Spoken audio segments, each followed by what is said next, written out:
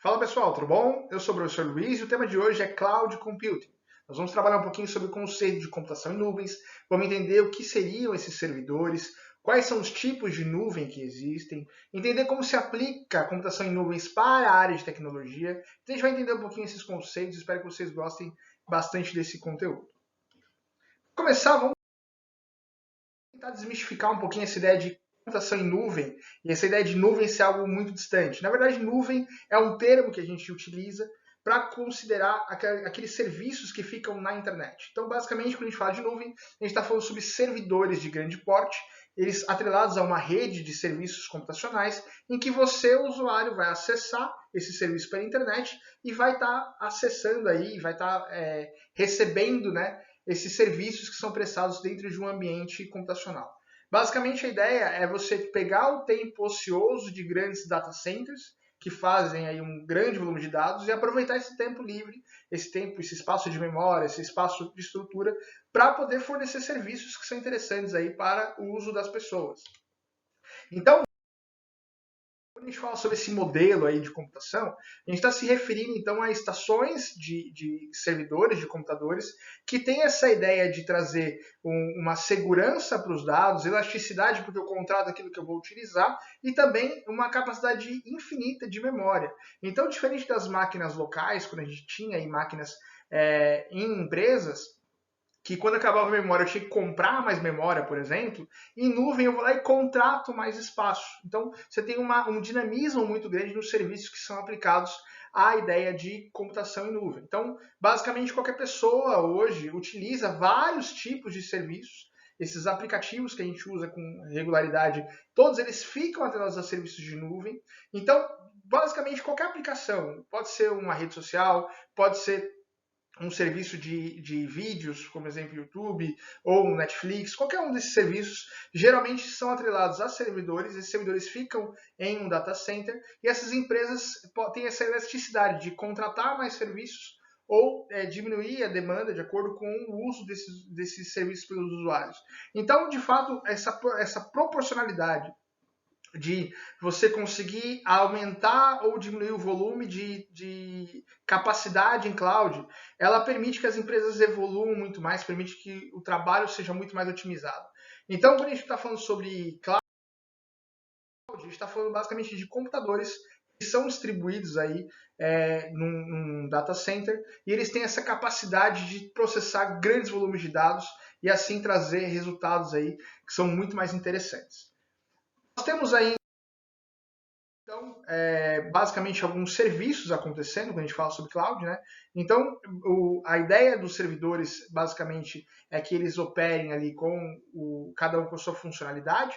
Então, nós temos servidores que são específicos para bancos de dados, servidores que são específicos para a internet, para páginas web, servidores que são específicos para a ideia de alocação de sistemas. Então, esses serviços todos ficam disponíveis em um ambiente cloud e a empresa que está fornecendo esse serviço, né, de armazenamento e de disponibilidade, tem aí essa capacidade de controlar, de fato, tudo que está acontecendo ali nos acessos. E permite dizer, por exemplo, qual foi o volume de pessoas que acessou um site, qual foi o volume de pessoas que acessou uma rede social, como que esses usuários se comportaram naquele ambiente. Então, tudo isso pode ser mapeado, e com isso a gente tem uma evolução nos processos, né, de acessos a informações que a gente tinha aí anteriormente em máquinas locais. Então, a ideia da nuvem é justamente evoluir a computação para que seja algo mais popular, algo que consiga tratar melhor os dados e, consequentemente, trazer uma personalização dos serviços para os clientes.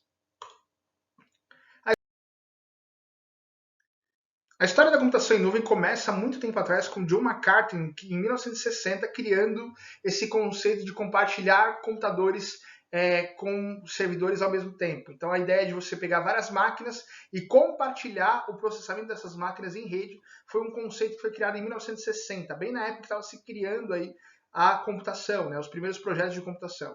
Já a ARPANET, que é aquela ideia, né, esse projeto militar que aconteceu em 1969, já trouxe então uma evolução aí para essa rede descentralizada de dados, que seria aí a base para todas as ideias que viriam em questão de cloud. E depois, em 1970, se criou a primeira máquina virtual, ou seja, a gente tinha uma máquina física que tinha ali os dados sendo armazenados, Então você tinha computadores físicos e criou-se uma máquina virtualizada que tinha as operações semelhantes às máquinas físicas. Isso aconteceu em 1970. Em 1991 foi criado a internet, o www, o World Wide Web, por Tim Berners-Lee. Então isso já promoveu aí um acesso maior de pessoas acessando a rede mundial de computadores. E em 1997 foi definido por Hamad Shelapa a ideia de cloud computing, ou seja, um termo que definiria esses serviços de nuvem que poderiam ser acessados pela internet.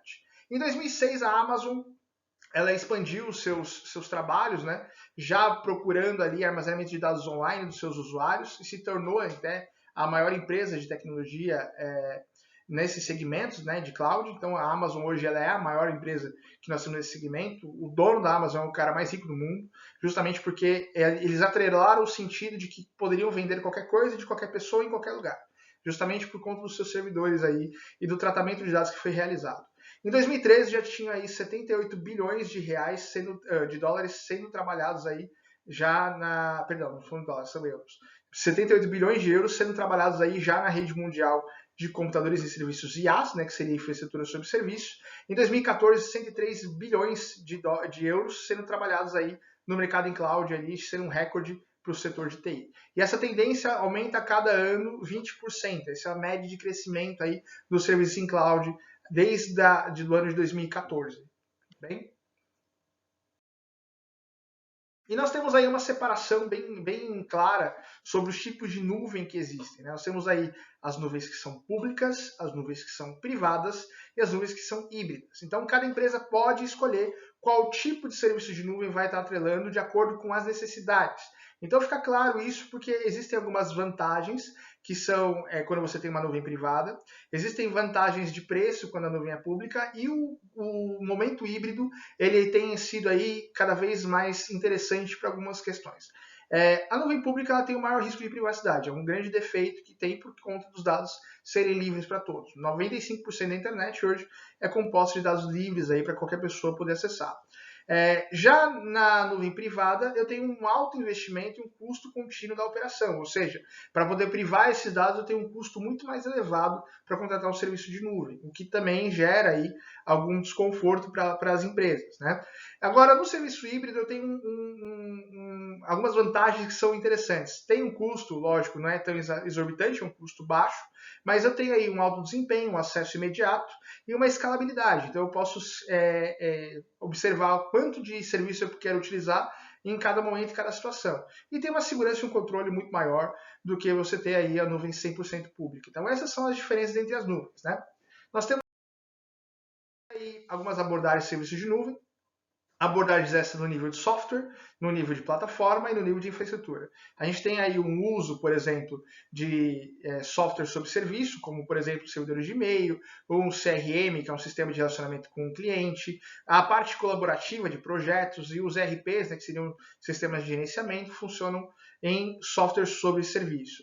Plataformas sobre serviço seriam locais para desenvolvimento de aplicativos, suporte de decisão, páginas web, entregas sob demandas, são voltadas a plataformas que são desenvolvidas para isso.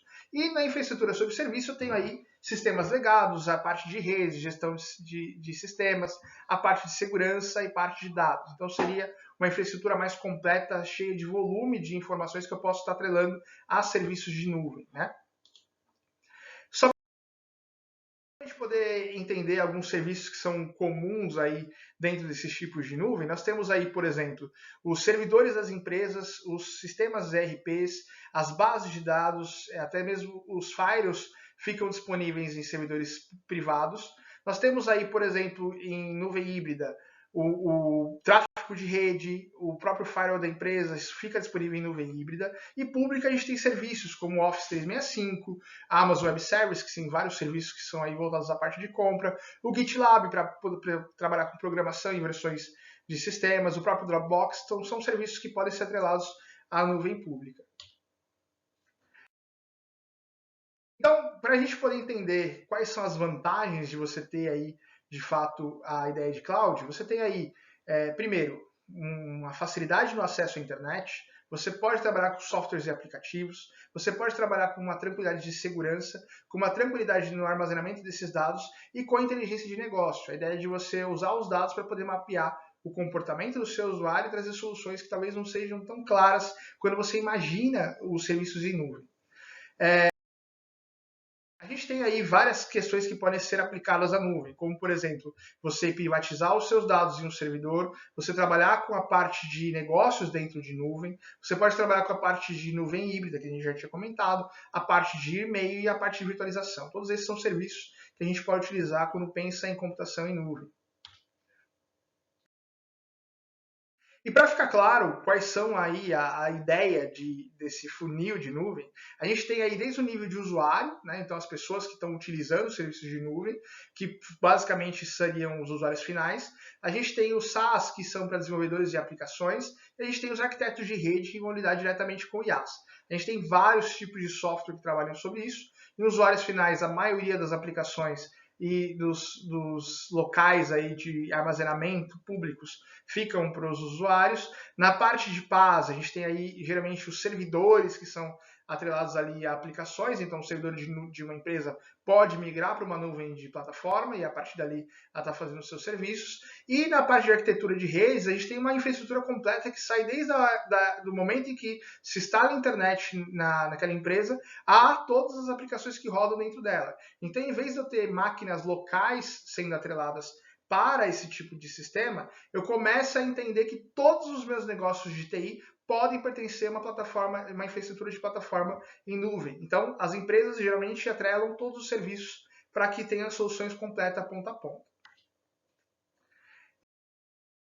Então, para a gente poder entender um pouquinho sobre a aplicação de cloud, fica mais claro se a gente entender quais são os trabalhos de tecnologia que acontecem dentro das empresas. Então, a gente tem aí uma sequência de fatores que a gente utiliza para poder determinar qual que é o uso dessas tecnologias dentro da empresa para que ela possa funcionar. Então, a gente tem algumas camadas de serviços que a gente chama para poder entender quais seriam as fases de execução de cada uma dessas aplicações de nuvem dentro das fases. Então, basicamente, a gente tem a aplicação, que seria o software que a empresa vai utilizar para poder trabalhar com os seus serviços.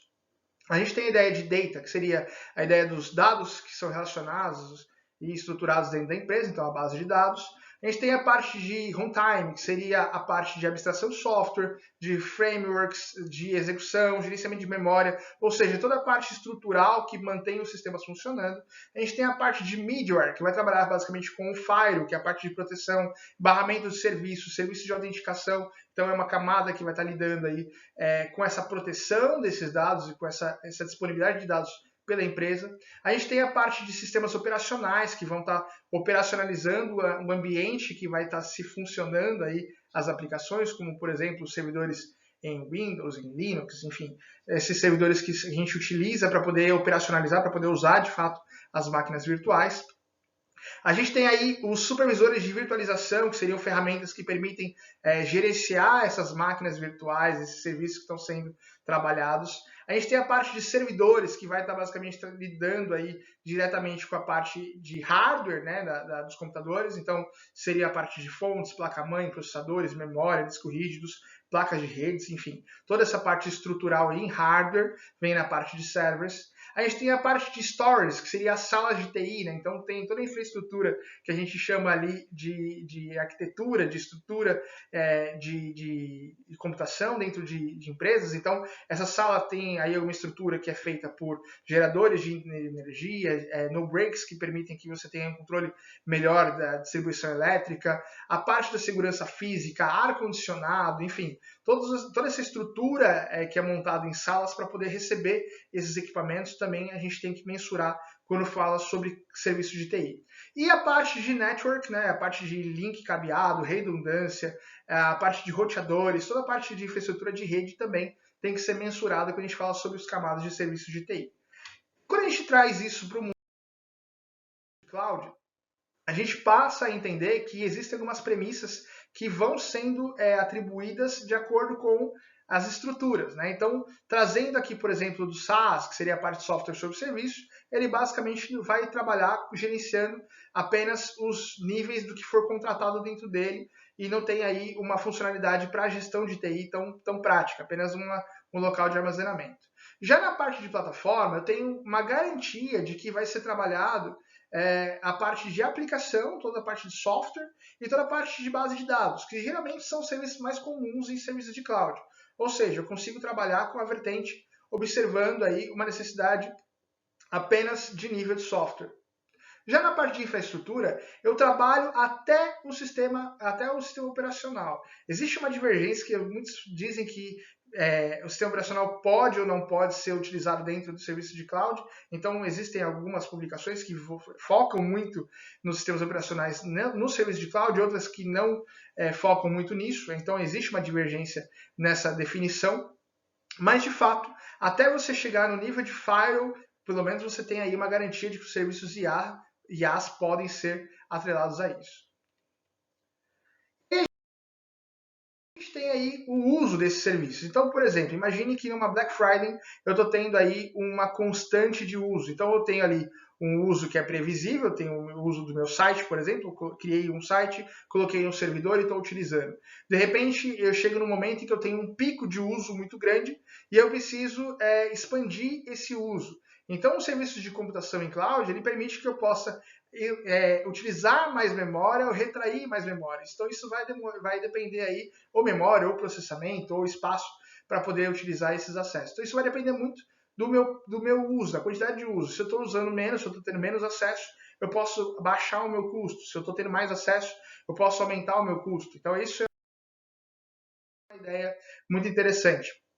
Existem alguns padrões que a gente utiliza aí para poder usar os serviços de cloud, né? Por exemplo, a gente tem aí o período on-off, que seria a ideia de você estar utilizando, você tem uma parada, por exemplo, serviços que funcionam em horário comercial, não precisam funcionar à noite, então eles param, e depois você ativa novamente, isso é uma ideia, um formato de trabalho. A gente tem um crescimento rápido, aquele que você tem uma tendência de crescimento dos serviços em cloud, então você sabe que você vai ter aí uma usabilidade maior, mais usuários acessando sua plataforma, utilizando aquele serviço, então você tem um crescimento rápido, é uma forma de você trabalhar com os padrões de cloud, então ele permite isso. Se fosse numa empresa física, eu teria que sair, comprar um HD e colocar lá no servidor, porque ele não ia aguentar.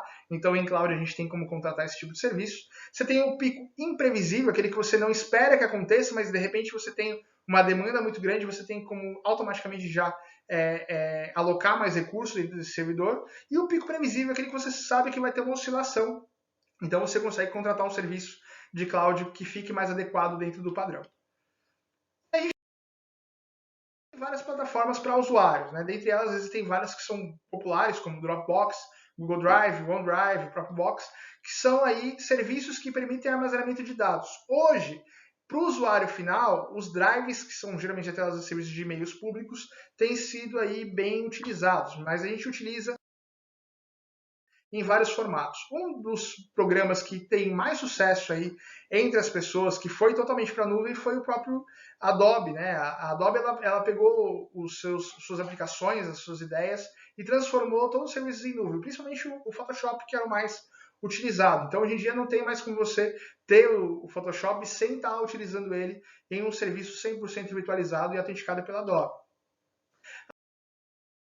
A plataforma Google também tem vários serviços que são gratuitos. Então, o Gmail, hoje, ele tem acesso, por exemplo, ao Google Drive, com 15 GB disponíveis para as pessoas, o Google Docs, o Presentation, o planilhas do Google, que trabalha basicamente como se fosse um Excel, Google Calendário, você tem aí os serviços como o Classroom, Google Meet, enfim, você tem diversos serviços Google que são gratuitos e disponíveis para as pessoas poderem utilizar.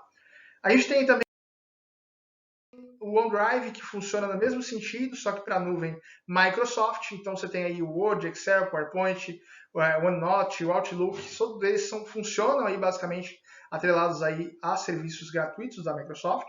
E a gente tem também outros serviços aí que funcionam para as empresas e para as pessoas. Para as empresas, a gente tem aí empresas que são fortíssimas, como a Salesforce, a Oracle, o iCloud, o Evernote, o Apex, o Dropbox.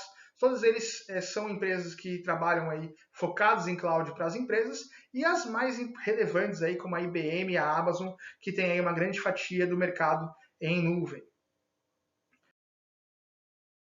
E trazendo uma das nuvens mais populares aí para que vocês possam conhecer, existe um conceito, né, uma estrutura chamada Microsoft Azure. Microsoft Azure é a estrutura de cloud da Microsoft que funciona aí com os seus data centers que estão espalhados aí pelo mundo. Basicamente, nós temos aí 6 data centers fortíssimos aqui da Microsoft pelo mundo todo. A gente tem um no norte e um no sul dos Estados Unidos, 2 na Europa e 2 na Ásia. E esses serviços em nuvem acontecem aí espalhados em 6 continentes. Então, o Microsoft Azure são os servidores da Microsoft que são muito curiosos. Alguns deles ficam submersos no oceano para poder manter a temperatura fria. E eles basicamente ofertam diversos serviços em nuvem. Né? Então, você consegue trabalhar com várias questões, como modelos de execução de negócio, como modelos de estrutura de dados, com a parte de virtualização e dados, a parte de business analytics, que seria a ideia de você trazer inteligência de negócio para dentro da sua empresa, a parte de mensagens, de cache, de identificação, de performance, de mídia, de e-commerce, todos eles funcionam em atrelados a ambientes da Microsoft Azure em que desenvolvedores podem programar seus sistemas e aplicações sendo compatíveis com várias linguagens de mercado, como o .NET, Java, PHP, Python e Node, que são as principais linguagens para você poder desenvolver dentro do ambiente Azure. Tem algumas vantagens e desvantagens nesse tipo de trabalho, tá, gente? Então, vantagens que nós temos aí em cloud é uma tranquilidade, uma confiabilidade muito grande, pagar apenas por aquilo que usa, pouco investimento em infraestrutura de TI, capacidade de armazenamento virtual ilimitada. Então, são vantagens que são aí para os serviços de nuvem, que eu particularmente acredito que são muito maiores do que as desvantagens. Quais são as desvantagens que nós temos de fato? É a dependência 100% da internet. Então, não tem internet, não tem empresa funcionando. Então, isso é uma questão muito difícil. A recuperação de dados também não fica tão fácil de ser atrelada, porque como esses dados ficam em um servidor descentralizado, então o backup tem que acontecer sempre pelas empresas para poder ter essa qualidade nos dados e não ter que ficar dependendo de recuperar dados, porque fica dentro de um local totalmente enorme, né? Então mapear e rastrear dados fica muito mais difícil. Existem opções limitadas em cloud, né? Então você não consegue fazer 100% tudo que você precisa dentro de um ambiente de nuvem, então existem algumas limitações, principalmente com tecnologias antigas. Né? As empresas têm muita dificuldade porque nem sempre conseguem trocar todo o seu pátio tecnológico e nem sempre nós temos compatibilidade com todos os serviços em cloud. E existem, como todos os outros locais, vulnerabilidades, principalmente nos serviços públicos, em que os dados podem ser corrompidos aí, podem ser acessados, então tem todo um problema de cybersecurity aí para poder ser trabalhado também. E razões para que a empresa possa mudar de fato para cloud, então aqui seriam questões que são óbvias para poder ser utilizado. Primeira coisa, porque cloud oferece aí uma percepção e visibilidade, então você tem uma competitividade da empresa que fica muito clara, então quem está em cloud tem mais tranquilidade, quem tem sistemas tem mais segurança, as pessoas utilizam celulares o tempo todo, as aplicações, se não tiverem em nuvem, não tem sentido que aconteçam, então precisa estar em nuvem, então a primeira coisa é você entender que cloud hoje, ele é uma estrutura que está montada para atender o mundo todo. Existe uma facilidade na colaboração também, então o cloud permite que os trabalhos sejam feitos aí de qualquer lugar, então não tem uma dependência de uma máquina física na empresa, eu posso acessar os serviços de casa, então para home office, por exemplo, as aplicações são muito mais tranquilas de ser trabalhado. Existe aí um suporte para várias necessidades do negócio, então também por conta dessas demandas todas serem estruturadas, existem várias vantagens e vários negócios que podem ser tratados aí no ambiente de cloud. Permite que você desenvolva produtos de forma muito mais rápida, porque a compatibilidade desses serviços fica muito óbvia quando a gente trabalha com cloud, então você consegue mapear de acordo com o nível de acesso e de uso, quais seriam os gaps que você está tendo na sua empresa e melhorar esse produto de forma ágil. E você tem resultados comprovados aí pelo mundo todo sobre o crescimento desse tipo de segmento. Cloud é a base para outras tecnologias, como a parte de Big Data, que vai trabalhar com análise de volume de dados, a parte de IoT, que seria a internet das coisas, que vai ser atrelado aí a qualquer equipamento que possa gerar dados e a partir dali trazer soluções. Então, de fato, o Cloud hoje é a base para outras tantas tecnologias, como inteligência artificial, cognitiva, entre outras aí, que estão surgindo aí dentro do mercado. Então, gente, eu espero que vocês tenham gostado dessa aula, espero que vocês tenham curtido. Qualquer dúvida, a gente está à disposição de vocês e ficamos por aqui. Forte abraço para vocês.